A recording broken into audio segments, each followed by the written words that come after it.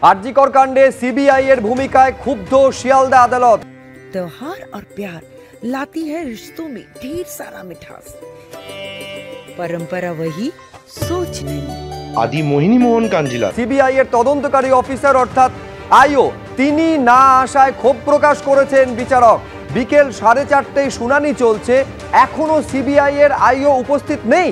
এটা খুব দুর্ভাগ্যজনক মন্তব্য করছেন বিচারক। অর্থাৎ সিবিআই এর যে ভূমিকা একেবারে শিয়ালদা আদালতে সমালোচিত হয়েছে, কোর্টের যিনি বিচারক তিনি সিবিআই এর তদন্তকারী অফিসার না আসাতে ক্ষোভ প্রকাশ করেছেন। তিনি বলছেন বিকেল 4:30 বাজে শুনানি চলছে, এখনো সিবিআই এর আইও অর্থাৎ তদন্তকারী আধিকারিক তিনি উপস্থিত নেই। এটা দুর্ভাগ্যজনক বলে মন্তব্য করছেন শিয়ালদা কোর্টের আইনজীবী। সরাসরি কথা বলবো, দুই প্রতিনিধি আমাদের সঙ্গে রয়েছেন একেবারে কোর্টের সামনে থেকে, প্রকাশ সিনহা এবং আবির দত্ত। প্রকাশ, এইটা আমি তোমার থেকে জানতে চাইবো, যে তদন্ত করছে সিবিআই একেবারে শুধুমাত্র রাজ্য নয় গোটা দেশের নজর রয়েছে যার দিকে, সেই সিবিআই এর ইনভেস্টিগেটিং অফিসারের ভূমিকায় চরম ক্ষুব্ধ আদালত। 2 মিনিট। একদম শুভজিৎ, আমরা যে দৃশ্য দেখলাম সেটা নিজের চোখে না দেখলে সেটা কিন্তু বিশ্বাস করা সম্ভব নয়। আমরা দেখলাম এই মামলার শুনানি শুরু হয় শিয়ালদার এসিজিএম বিচারকের সামনে, এবং তখন সঞ্জয় রায়ের যিনি আইনজীবী তাকে ডাকা হয়, তিনি কোর্টরুমে চলে আসেন। তখন ঘড়ির কাঁটা 4:08। তিনি বলেন যে তিনি সওয়াল করেন যে জামিনের আবেদন করেছি, এই মামলার তদন্তর কোনো অগ্রগতি নেই। তখন বিচারক প্রশ্ন করেন যে সিবিআই আইনজীবী কোথায়? সিবিআই এর আইনজীবী কোর্টরুমে নেই। তখন তিনি প্রশ্ন করেন যে সিবিআই এর কোনো অফিসার এই কোর্টরুমে রয়েছে? রীতিমতো ক্ষুব্ধ হয়ে যান তিনি। তখন আমরা দেখি যে একজন মহিলা অফিসার তিনি দাঁড়িয়ে যান, সিটে বসেছিলেন।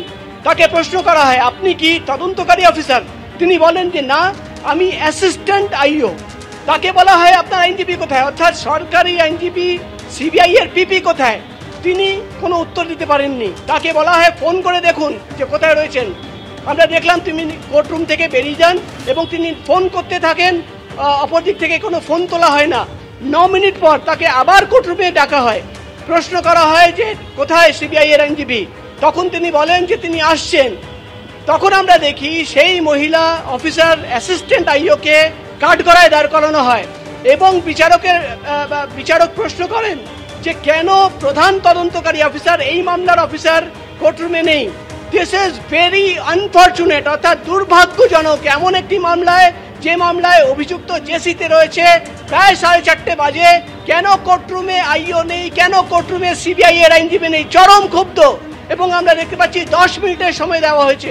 বিচারক বলেন যে 10 মিনিটের মধ্যে নিজের আইনজীবীকে ডাকুন, শুনানি হবে। অর্থাৎ আমরা দেখলাম, যেটা তোমাকে প্রথমে বলছিলাম, যে এত বছর ধরে কোর্টরুমে আমরা থাকি, বিভিন্ন মামলার শুনানি দেখি, গোটা দেশ তোলপাড়। একটি ঘটনা যেটা সামনে রেখে কিন্তু গোটা দেশে আন্দোলন চলছে।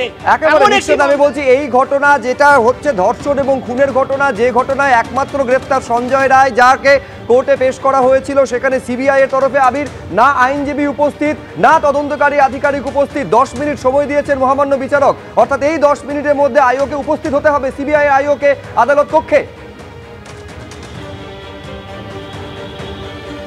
দেখো, শুরু থেকে যদি তোমাকে বলি, আজকে বলা যায় যে পদে পদে আজ দেখা গেছে নাটকীয় পরিবর্তন। তার কারণ আজকে সকাল থেকে ব্যবস্থাপনা ছিল কোর্ট চত্বরে, কিন্তু যেটা জানানো হয়েছে যে পুলিশের তরফ থেকেও এবং কোর্টের সূত্র থেকেও আমরা জানতে পেরেছিলাম যে আজকে ভার্চুয়ালি উপস্থিত করা হবে সঞ্জয় রায় অভিযুক্তকে, এবং প্রেসিডেন্সি জেল থেকে ভার্চুয়ালি তাকে কোর্ট কক্ষে উপস্থিত করার জন্য যে ইতিমধ্যে যে লিঙ্কের ব্যবস্থা করা হয় বা ভার্চুয়ালি ইন্টারনেটের মাধ্যমে যে কানেক্ট করা হয়, সেই কানেক্ট করা হয়েছিল।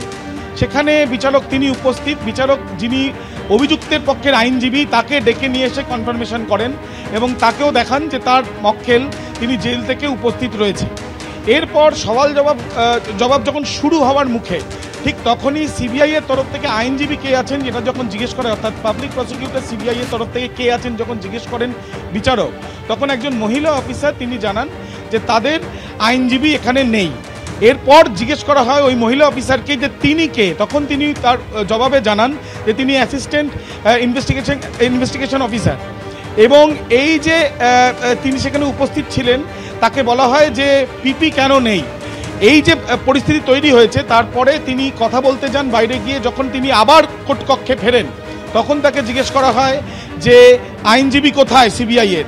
তখন তিনি যখন কোনো উত্তর দিতে পারছেন না, সেই মুহূর্তে বিচারকের মন্তব্য তাহলে কি বেল দিয়ে দেবো, ভীষণ গুরুত্বপূর্ণ এই মামলা, এই ক্ষেত্রে কেন এর এমনটা হলো। তৎক্ষণাৎ আমরা দেখলাম অভিযুক্তের তরফের আইনজীবী তিনিও বারবার করে এই কোর্ট কক্ষে তিনি সওয়াল করেন যে তিনি প্রথম থেকে বলে যাচ্ছেন এই বিষয় নিয়ে তিনি আরও কথা বলতে চান, কিন্তু তার সঙ্গে কথা বলা হয়নি।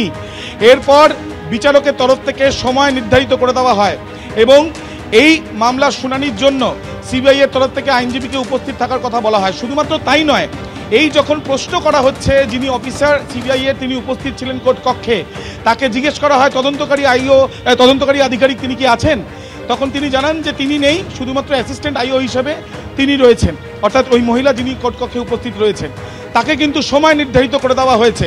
এবং তাৎপর্যপূর্ণ বিষয় হচ্ছে বিচারকের তরফ থেকে স্পষ্টত বলা হয়েছে এটা অত্যন্ত আনফর্চুনেট, এবং তিনি এটাও বলেছেন যে এই যে তদন্তে যখন শুনানি চলছে এই সওয়াল জবাব চলাকালীন তিনি কিন্তু একটা মন্তব্য করেন তাহলে কি বেল দিয়ে দেবো, অর্থাৎ কেন আইনজীবী নেই এই প্রশ্ন বারবার করে কোর্টের তরফ থেকে তোলা হয়েছে। এখন দেখার বিষয় এই যে 10 মিনিট সময় নির্ধারিত করে দেওয়া হয়েছে সেই সময়ের মধ্যে সিবিআই তার পাবলিক প্রসিকিউটর বা তাদের তরফ থেকে যিনি আইনজীবী সওয়াল করবেন তিনি কি এসে পৌঁছবেন বা তাকে আনা কি সম্ভব হবে, এখন সেটাই দেখা। নিঃসন্দেহে আমাদের সেদিকে নজর থাকবে যে আদালতের দেওয়া এই সময়সীমার মধ্যে সিবিআই তাদের আইনজীবী বা আইও তাদেরকে আদালত কক্ষের মধ্যে হাজির করতে পারেন কিনা।